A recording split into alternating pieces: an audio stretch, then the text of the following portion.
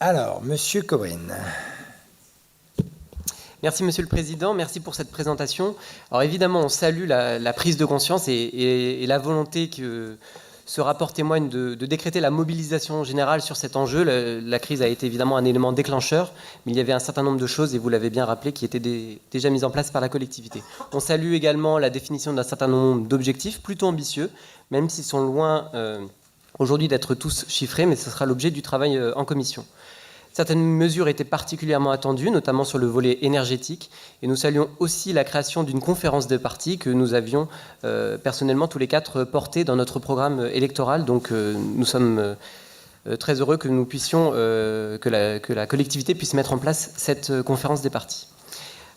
Alors on déplore évidemment le fait que cette approche qui est aussi structurante et qui va quand même engager la collectivité jusqu'en 2030 soit malheureusement un peu délivrée à la hâte, avant la plénière, juste 2 jours avant, en conférence de presse et plutôt qu'en commission. Ce n'est pas forcément notre manière d'imaginer la construction. Ah, c'était involontaire. Au début, c'était très bien, mais ça se dégradait là au fur et à mesure. Un tout petit peu, voilà. Voilà, c'est ça. Alors je vais tester, même sur la suite. Voilà, je revenais sur le délai de transmission de la note, qui a été 2 jours avant la plénière. C'est un sujet suffisamment important pour faire l'objet en amont d'un travail en commission de l'ensemble des élus. Pour une question qui en plus est dans le débat public depuis largement 40 ans, ça témoigne peut-être d'un certain retard à l'allumage. Mais peu importe, je préfère revenir sur les propositions. Donc sans revenir sur le détail, la note est bien fournie. Pour nous, il y a quand même 2 limites sur lesquelles j'aimerais revenir et soumettre au débat aujourd'hui. La première, ce sont un certain nombre de doubles discours, en tout cas de manque de cohérence entre les objectifs qui sont ici annoncés et certaines pratiques qui étaient soit dans le passé ou soit encore aujourd'hui, et qui du coup pour nous questionnent la détermination qui est affichée très clairement dans cette note. Est-ce qu'il y aura effectivement un engagement à tenir les priorités qui sont affichées ? Je prendrai juste 3 exemples. Vous êtes revenu assez largement sur le plan arbre. Il a été évoqué en commission et là-dessus, il y a eu un travail assez en profondeur. Mais pour nous, on ne peut pas, d'un côté, favoriser la plantation d'arbres et de l'autre côté, faire le contraire, c'est-à-dire continuer la poursuite des projets inutiles et le développement des routes.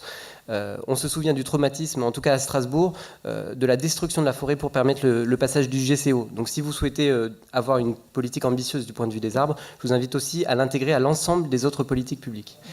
Vous dites également vouloir réduire la dépendance aux énergies fossiles et améliorer la qualité de l'air. Évidemment, nous vous rejoignons sur ce sujet. Mais je ne comprends pas dans ce cas-là pourquoi vous faites le contraire quand vous refusez de soutenir le déploiement de la ZFE à Strasbourg.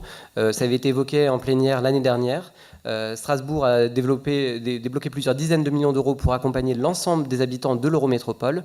Se pose la question des habitantes et des habitants en dehors de l'EMS.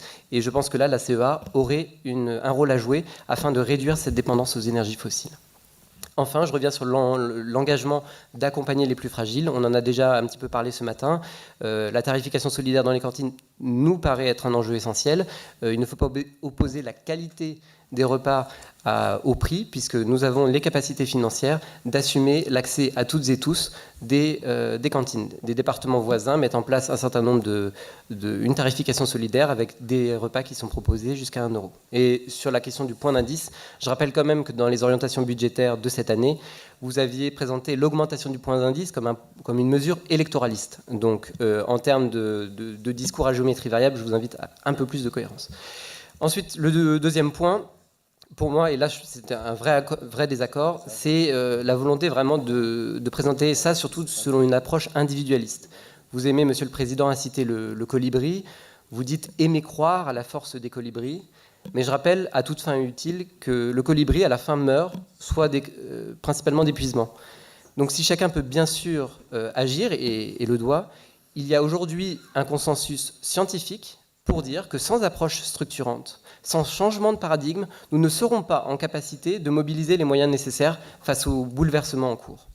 Alors peut-être, Madame Graff-Eckert, que la science est pour vous du dogmatisme. Ce n'est pas notre point de vue. Ce changement-là, ça ne veut pas dire le faire contre les gens, c'est au contraire se donner aujourd'hui les moyens de la bifurcation pendant que nous sommes encore en capacité de les mobiliser. Là-dessus, 2 exemples. La question de la crise de l'eau. Le rapport au modèle agroalimentaire n'est pas questionné dans ce rapport, alors même qu'un quart des robinets, je l'ai dit en propos liminaire, délivrent une eau qui dépasse les seuils de potabilité. Que peuvent les gens individuellement face à ça ? Sans volonté politique forte d'initier une réelle transition du secteur agricole en accompagnant l'ensemble des acteurs, les bonnes pratiques individuelles ne suffiront pas. Et enfin, je terminerai avec le deuxième exemple de la lutte contre la précarité énergétique. Évidemment, nous rejoignons cet enjeu qui est fondamental avec la crise actuelle. Et je reviendrai sur une mesure. Vous souhaitez orienter les ménages les plus précaires vers des solutions durables. C'est ce qui figurera dans le rapport sur le Fonds de solidarité logement. Mais je me demande, quelle image avez-vous de la consommation énergétique de celles et ceux qui n'ont pas les moyens de payer leurs factures à la fin du mois ? Et que peut faire un locataire d'une passoire thermique face à des factures de chauffage qui sont très largement déterminées par le bâti. Donc oui, nous avons besoin d'un modèle nouveau pour toutes et tous, et la CEA a un rôle moteur pour